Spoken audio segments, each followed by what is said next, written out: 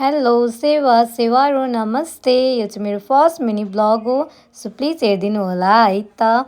अनि हामी चाहिँ कहाँ जाँदैछौँ भने हामी चाहिँ चौरण्डीगढी हाइकिङ। हिजोको वेदर एकदम राम्रो थियो, त्यही भएर हामी चाहिँ हाइकिङ जाऊँ न त भनेर प्लान गऱ्यौँ राति हुँदी। अनि ल जाऊँ न त भन्ने भयो, तर सोचेको भन्दा नि एकदम मजा आयो। तर खुट्टा चाहिँ यस्तो दुख्दो रहेछ नि, किनभने मेरो चाहिँ बुट अलिक ठुलो थियो सुज, त्यसले भएर पनि होला मलाई एकदम गाह्रो भयो।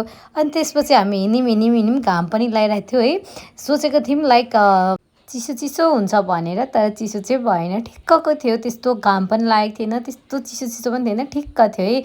र साथीभाइहरूसँग भाइ बहिनीहरूसँग रमाइलो भयो। डाँडा चढ्दा चाहिँ यस्तो गाह्रो भएको थियो नि, कहिले पनि फेरि आउँदिनँ जस्तो भएको थियो। तर जब हामी चौरण्डीगढी दरबार पुग्यौँ त्यसपछि यस्तो आनन्द भयो, जुन गलेको थकान थियो सबै मेटियो र फेरि आम जस्तो भयो यो ठाउँ चाहिँ घुम्नलाई।